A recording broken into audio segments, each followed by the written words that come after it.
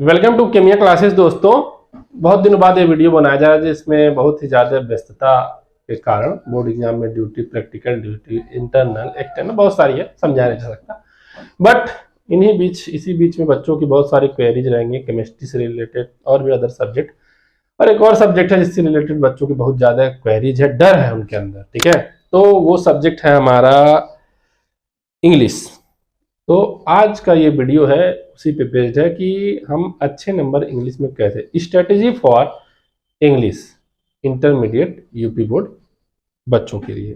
ठीक है, तो आज की हमारी जो स्ट्रेटेजी है इसमें हम यही बात करेंगे कि कैसे कैसे क्या स्ट्रेटेजी अपनाई जाए कि हम अच्छे से अच्छा नंबर गेन करें और जो हमारा एम है उसको अचीव किया जाए। फर्स्टली हमारा एम तो यही है कि हम इंग्लिश का पेपर अच्छे ढंग से करें। जैसे हिंदी का बहुत सारे बच्चों का मैसेजेस आए थे कि हमारा पेपर बहुत अच्छा हुआ सर, तो हम कहा ठीक है, आपका हिंदी का पेपर हुआ तो अच्छी बात है। अब हम बात करते हैं इसमें। तो पैराग्राफ जो है 15 नंबर का आता है जिसमें 3 अनसीन पैराग्राफ रहेंगे, उसमें से 3-3 नंबर के 4 क्वेश्चंस रहेंगे, शॉर्ट आंसर टाइप रहते हैं। आप उसको उन पैराग्राफ की हेल्प से लिख सकते हैं। उसके साथ ही साथ 3 नंबर का एक वोकैब से रिलेटेड क्वेश्चन रहेगा, उन्हीं पैराग्राफ से ही रहेगा वो भी। उसके बाद एक आर्टिकल पूछा जाता है 10 नंबर का, जो 100 to 150 वर्ड्स तक लिखना रहता है। वो आर्टिकल रहता है जो भी ज्वलंत मुद्दे हैं मान ली उसी से रिलेटेड पूछा जाता है, जैसे कि वुमेन एम्पावरमेंट हो गया, अनएम्प्लॉयमेंट हो गया, क्लियर है, बढ़ती हुई जनसंख्या, इस तरह से रिलेटेड क्वेश्चंस रहते हैं आर्टिकल में। क्लियर है। नेक्स्ट है हमारा लेटर। लेटर जो होता है लेटर टू द एडिटर हो गया, या कंप्लेंट अपने स्कूल में प्रिंसिपल सर को लिख रहे हैं, आप कंप्लेंट दे रहे हैं कि हमारे स्कूल में गंदगी बहुत ज़्यादा हो गई है तो इसको क्लीन करने की जो भी आप कंप्लेन लिखेंगे लेटर में लिखेंगे वो हो गया।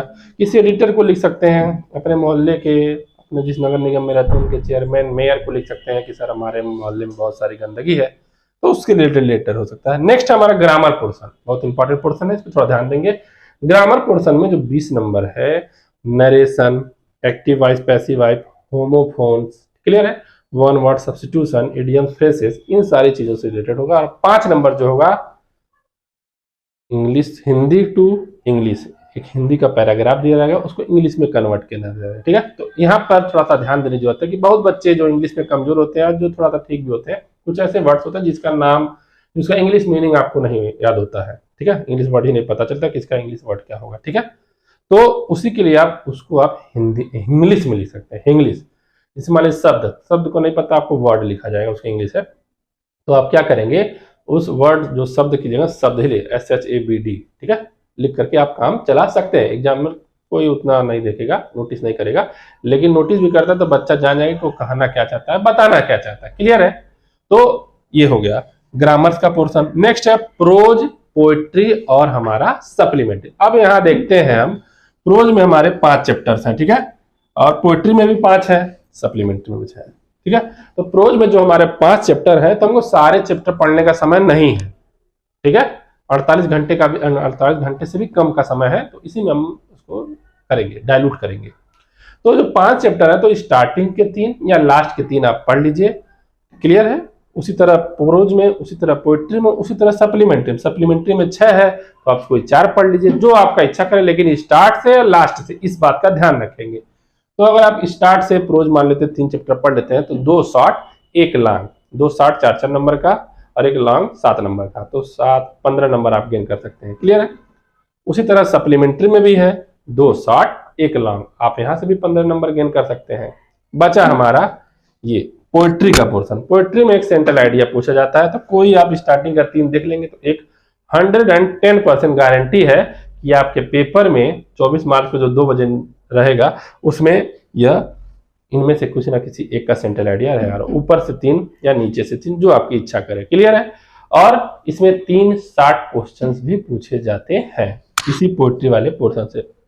तो अगर आप स्टार्टिंग के तीनों चैप्टर पढ़े रहेंगे तो आपके क्वेश्चंस लड़ जाएंगे, फंस जाएंगे। और का करके ऑप्शन रहता है जिसको आप आसानी से कर सकते हैं, बशर्ते आप पूरा होल सिलेबस कवर करने के चक्कर में रहिएगा नहीं।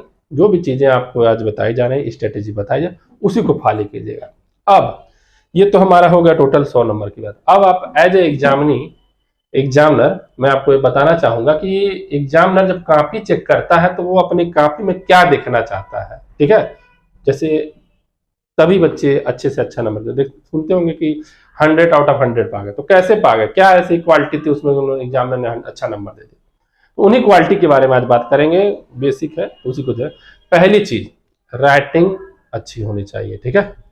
राइटिंग पे थोड़ा फोकस कीजिएगा, अच्छे से लिखने, कम से कम 6-7 पेज तो अच्छे से ही लिखिएगा, जिससे एग्जामिनर का इम्पैक्ट अच्छा पड़े और वो अच्छे से आपको कॉपी का एग्जामिनर करे, ठीक है।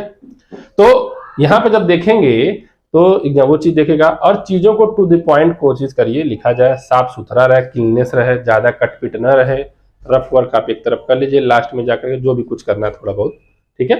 इन चीजों का ध्यान रखिएगा, ये बेसिक फंडामेंटल्स है जो एग्जामिनर देखता है, ठीक है। एग्जामिनर के पास इतना समय नहीं होता आपके वन बाय वन सारी चीजें पढ़े, तो इसीलिए आपको बताया, जो ट्रांसलेट हिंदी टू इंग्लिश था उसमें आप किसी वर्ड का मीनिंग नहीं पता है, किसी वर्ड का इंग्लिश नहीं पता है, तो आप उसका इंग्लिश लिख देंगे तो काम चल जाए। कहने का मतलब आपको 24 मार्च को होने वाले या उसके बाद जो भी एग्जाम होने वाले हैं उसमें किसी भी क्वेश्चंस को छोड़ना नहीं है, कदापि। क्लियर है? किसी भी क्वेश्चन को आपको छोड़ के नहीं आए, किसी भी क्वेश्चन को उठाइए, उसके बारे में, उससे रिलेटेड जो भी कुछ जान रहे हैं, पढ़े हैं, उसको लिखिए, इजी गोइंग आप उसको कर ले जाएंगे। क्लियर? ये बेसिकली एग्जामिनर ध्यान रखता है। उसके साथ ही साथ जो बच्चों की भी अभी बहुत सारी प्रॉब्लम आएगी कि जो सर प्रोज का है, पोइट्री का और ये सप्लीमेंट्री का है, 3, 3, 6, 10 चैप्टर है सर, इतने समय में पढ़ पाना थोड़ा मुश्किल है।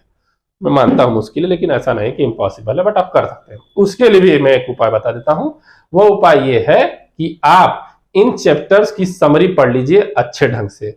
समरी अपने दिमाग में मेकअप कर लीजिए कि हाँ, एक राजा था, एक रानी थी, उनके बच्चे थे, वो यहाँ चले गए, वहां जो भी जैसे भी स्टोरी दिया रहे, इस चैप्टर्स में अलग अलग चैप्टर का अलग अलग समरी होगा।